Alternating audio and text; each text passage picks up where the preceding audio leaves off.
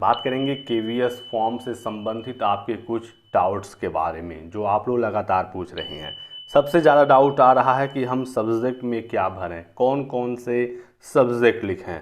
बात करेंगे passing year का भी और यहाँ पर किसकी डिटेल्स भरें, हम टोटल मार्क्स इंटर का भरें, ग्रेजुएशन का भरें या डीएलएड बीएलएड का भरें। सब पर बात करेंगे, बिल्कुल आपको एग्जैक्ट जानकारी यहाँ पर मिलेगी। लास्ट तक बने रहिएगा और यदि आपने इस वीडियो को लास्ट तक देखा तो आपके सभी डाउट खत्म हो जाएंगे, आपको किसी और वीडियो को देखने की ज़रूरत ही नहीं पड़ेगी। तो सबसे पहली चीज़ यहाँ पर ये है कि पास स्टेटस में आपके पास कोई ऑप्शन है ही नहीं, आपको यहाँ पर पास्ड ही सेलेक्ट करना होगा। तो अपीयरिंग वाले छात्र अलाउ नहीं हैं, आपका रिजल्ट बिल्कुल क्लियर होना चाहिए, आप पास होने चाहिए। अब यहाँ पर डिटेल्स हमें किसकी भरनी है, इसके लिए बहुत ही सिंपल सा जवाब है कि आप यहाँ पर जो सेलेक्ट करेंगे, यानी कि आप यहाँ पर यदि प्राइमरी के लिए फॉर्म भर रहे हैं तो यहाँ पर इस तरह के कुछ ऑप्शन आएंगे। यदि आपका बीएड है तो आप यहाँ पर बीएड पर क्लिक करेंगे और उसके बाद आप यहाँ पर आराम से अपने बीएड की डिटेल्स भरेंगे। यदि आपका डीएलएड है या आपका डीएड है या बीएलएड है, जो भी है आप अपने अकॉर्डिंग यहाँ पर सेलेक्ट करेंगे और जो आप सेलेक्ट करेंगे उसकी डिटेल्स आप यहाँ पर भर देंगे। ये इसका बहुत ही सही और सरल जवाब है।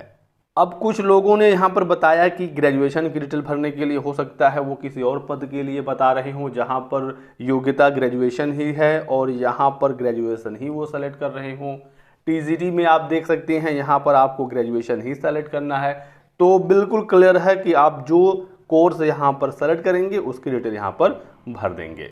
बात करते हैं पासिंग ईयर का। पासिंग ईयर को लेकर भी कुछ लोगों को कन्फ्यूज़न है और कन्फ्यूज़न होगा भी, क्योंकि सिस्टम ही ऐसा है हमारे यहाँ का कि कन्फ्यूज़न हो जाता है। मैं एग्जाम्पल के तौर पर लेकर चलूँगा डीएलएड का रिजल्ट, बाकी इसके अकॉर्डिंग आपका कोई भी कोर्स हो, कोई भी डिग्री हो, आप इससे समझ सकते हैं। तो पासिंग ईयर का मतलब दोस्तों ये है कि आपका फाइनल रिजल्ट कब आया था, किस साल आया था, कब आपके पास टोटल मार्क्स और ऑब्टेन मार्क्स आपको मिल गया था। यहाँ से आप बिल्कुल सही से अंदाज़ा लगा सकते हैं कि आपका पासिंग ईयर क्या होगा, किस वर्ष आपको टोटल मार्क्स और ऑब्टेन मार्क्स मिला था, बिल्कुल फाइनल। उसके बाद उसमें कोई भी चेंज नहीं हो सकता है।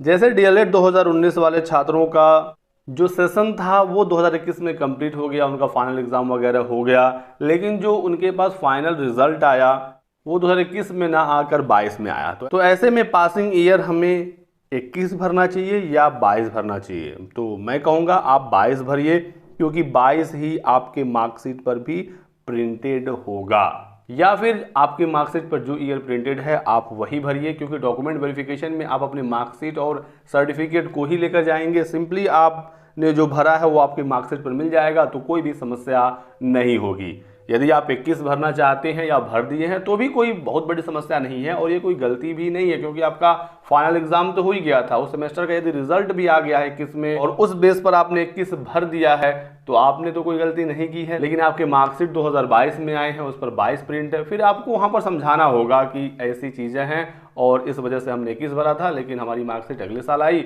तो इस पर 22 लिखा हुआ है। तो इसको लेकर आपको ज़्यादा परेशान नहीं होना है, लेकिन बेहतर यही है कि आप वो ईयर भरें जो आपके मार्कशीट पर प्रिंटेड है। जब आपके पास फाइनल मार्क्स आए थे, जब मार्कशीट आपको मिली थी, तो वो वाली चीज़ आप यहाँ पर भरिएगा। और जिन छात्रों का डीएलएड में बैक रहा होगा, तो आपका जब बैक क्लियर हुआ है तो वो वाला ईयर आपको यहाँ पर भरना है।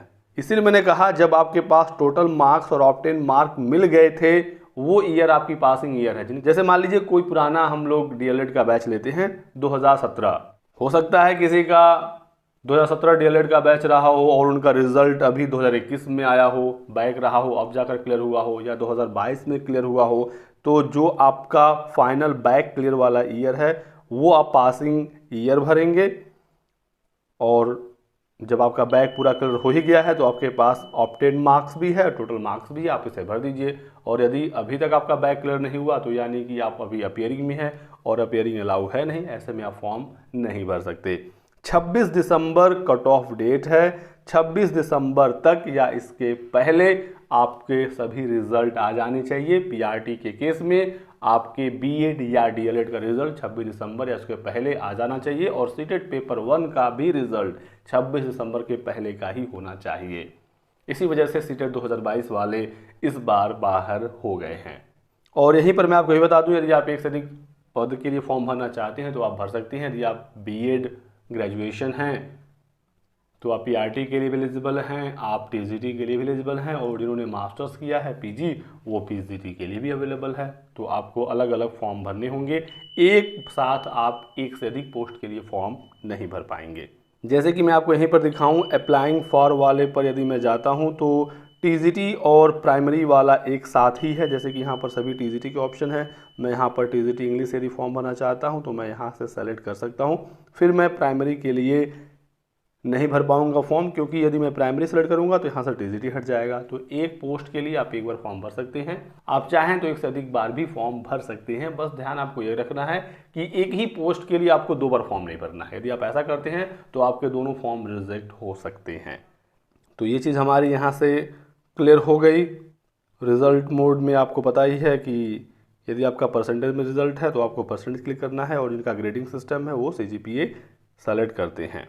और बोर्ड या यूनिवर्सिटी नेम की बात करें, यहाँ पर हमें क्या लिखना है, तो डीएलएड वाले छात्र बोर्ड या यूनिवर्सिटी के केस में आप examination regulatory authority Prayagraj Uttar Pradesh यहाँ पर लिख दीजिए, कोई भी टेंशन ना लीजिए। और जो बीएड हैं तो आप अपने बीएड की यूनिवर्सिटी का नाम यहाँ पर लिखिए। यदि किसी डीएलएड वाले छात्र ने CRT लिख दिया है तो भी कोई गलती नहीं है, लेकिन एग्जैक्ट आपका examination regulatory authority Prayagraj UP ही है, जिसे हम हिंदी में PNP शॉर्ट में कहते हैं, परीक्षा नियामक प्राधिकारी। क्योंकि जब यूपी टेट की परीक्षा होती है तो वहाँ पर एग्जामिनेशन रेगुलेटरी अथॉरिटी का ही ऑप्शन आता है, जो कि उत्तर प्रदेश शासन मानती है। ठीक है, इतनी चीज़ें हो गई कन्फर्म। आप यहाँ पर अपना टोटल मार्क्स भरेंगे, ऑप्टेन भरेंगे तो मार्क्स परसेंटेज में ऑटोमेटिक शो हो जाएगा। आते हैं सब्जेक्ट के ऊपर, क्योंकि सब्जेक्ट को लेकर काफ़ी ज़्यादा छात्र परेशान हैं।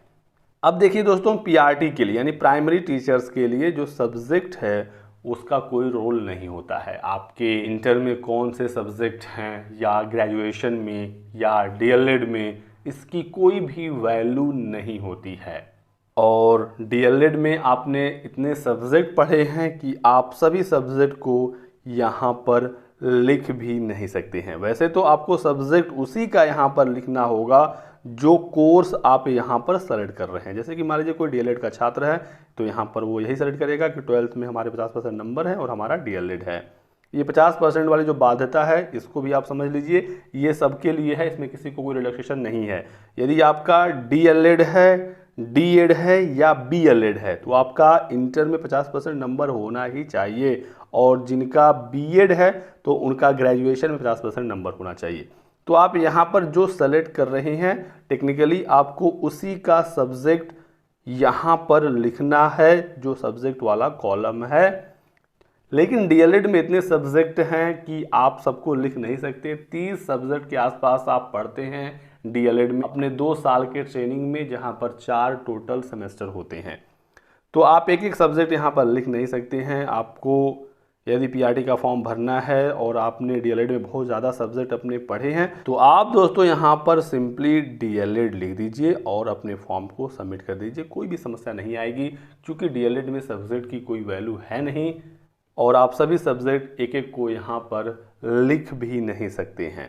यदि किसी ने अपने फाइनल सेमेस्टर का या फाइनल ईयर का सब्जेक्ट यहाँ पर लिख दिया है या जितने लिख सकते थे उतने लिखने की कोशिश की है, उसके बाद सबमिट कर दिया है, तो भी आपके फॉर्म में कोई गलती नहीं है, क्योंकि यहाँ पर सब्जेक्ट या सब्जेक्ट्स ही मांगा है। लेकिन सभी सब्जेक्ट हम नहीं लिख सकते, तो हम यहाँ पर डीएलएड लिख सकते हैं या बीएड लिख सकते हैं और अपना फॉर्म प्राइमरी के केस में भर सकते हैं।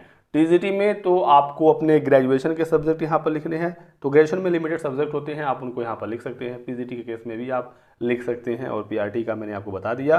बाकी इसके अलावा कोई आपके और डाउट हो, कोई सवाल हो तो आप हमसे पूछ सकते हैं कमेंट सेक्शन में। ये वीडियो पसंद आया तो लाइक और शेयर कर दीजिएगा। चैनल को सब्सक्राइब करके बेल आइकन दबा लीजिए ताकि आपको इसी प्रकार की सभी लेटेस्ट और ऑथेंटिक इन्फॉर्मेशन मिलती रहे। Thanks for watching.